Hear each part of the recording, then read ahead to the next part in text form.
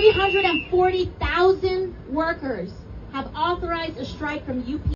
For those of you paying attention to all the strikes that are starting or about to start and who know a little bit about history, a lot of historians, myself included, have been saying for a long time that we are currently in another essentially Gilded Age, right? So late 1800s, rise of industrial capitalism, rise of like this first generation of like extreme wealth, Rockefellers, Carnegies, Vanderbilts, robber barons, whatever. And so this is following suit, right? The pandemic really pushed a lot of this over the edge, but we're starting to see the rise of a new era of unions and labor unions using striking as a way to gain some traction against these like mega billionaire owners and corporations. Now, if we're looking back at history to try to not repeat the past, what I would just like to warn you about is that what you're probably going to start seeing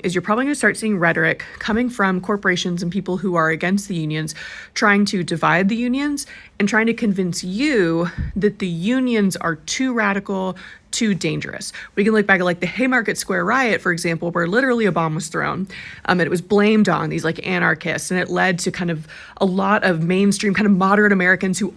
aren't necessarily in this fight directly, thinking that all people in labor unions, for example, were immigrants, were anarchists, were radicals, were violent.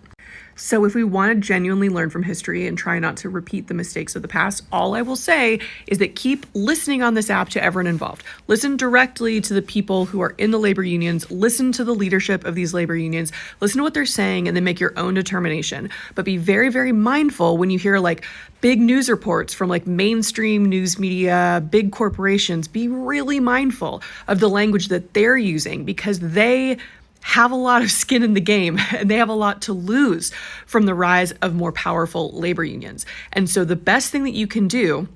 to determine for yourself what you want to do and who you want to support is to go directly to the source, listen to the CEOs and their representatives, and then listen directly to the workers and the striking workers and the labor union leaders, and then you make your decision.